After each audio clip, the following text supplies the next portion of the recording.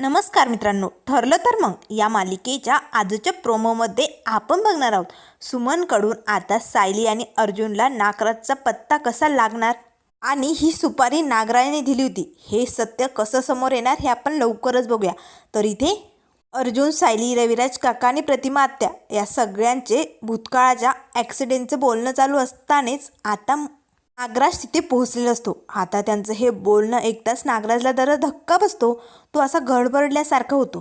तेव्हा लगेच सुमन मनाशीच म्हणू लागते, हा ॲक्सिडेंटचा विषय निघताच यांच्या चेहऱ्यावरती एवढे का भार आवाजलेत? नक्की काय भानगडे हे सुमनच्या मात्र लक्षात आलेलं असतं। तेव्हा सुमन लगेच आता नागराजला मुद्दामहून आतमध्ये पाठवते। त्याच वेळेस आता नागराजला मात्र खूपच राग आलेला असतो, कारण जर यांना माझ्याविषयी माहिती झालं तर नाही नाही नाही असं होता कामा नये असे तो मनाशीच म्हणू लागतो। तेवढ्यात पाठीमागनं सुमन येते आणि मला लागते, तुम्ही खरं खरंच सांगून टाका भाऊजींना, तुम्हाला महिपत कुठे लपला हे माहिती आहे ना? तेव्हा लगेच आता नागराज मला लागते, देवाने जीभ दिली म्हणून जास्त चुरू बोलायचं नाही, माझा आणि महिपतचा काहीही संबंध नाही आहे।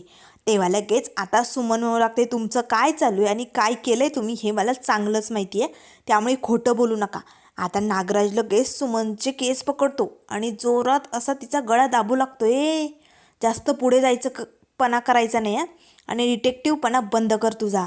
मला तिकडनं घालून दिलं ना मी त्यांचं बोलणं ऐकू नये म्हणून, हे बघ ही असली थेरं बंद करा, नाहीतर मी काय करेल याचा विचारसुद्धा तू करू शकत नाही असे म्हणत आता नागराजने मात्र सुमनला बाजूला लोटून दिलेलं असतं।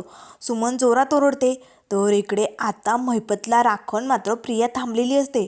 ती मात्र खूप घाबरलेली असते, कारण हा महिपत अतिशय असे वाट्टारे डोळे करून, मोठाले डोळे करून आता प्रियाकडे बघत असतो, जसा काय तिचा जीवच घेतोय। तेव्हा प्रिया मनाशीच म्हणू लागते, अरे बापरे, हा अण्णा तर माझ्याकडे कसा बघतोय, हा नजरेनेच मला मारून तर टाकणार नाही ना?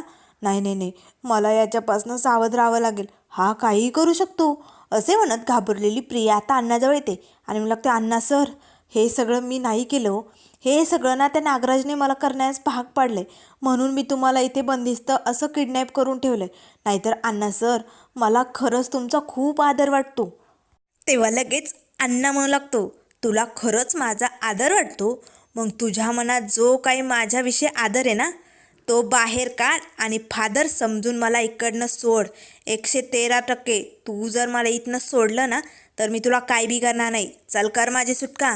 तेव्हा लगेच प्रिया म्हणू लागते, नाही अण्णा सर मी असं नाही करू शकत, मी जर तुम्हाला सोडलं तर तो नागराज तो मला सोडणार नाही, त्याने मला धमकी दिली हो जीवे मारण्याची, त्यामुळे अण्णा सर मला माफ करा, मी नाही सोडू शकत। आता मात्र रागानेच अण्णा इथे प्रियाकडे बघू लागतो। तर आता इकडे सुमनचा घाबरलेला चेहरा बघताच आता सायली, अर्जुन, रविराज काका सगळेजण तिच्याकडे येतात। तेव्हा सायली म्हणू लागते, काय झालं आहे सुमन काकू, तुम्हाला त्या ॲक्सिडेंटबद्दल काही माहिती आहे का? काही माहिती असेल तर नक्कीच सांगा।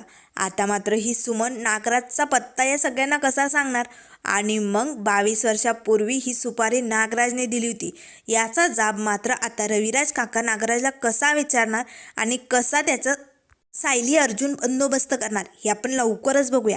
त्यामुळे मित्रांनो, अशाच मालिकेंच्या अपडेट पाहण्यासाठी चॅनलला लाईक करा, सबस्क्राईब करा। व्हिडिओ पाहिल्याबद्दल धन्यवाद।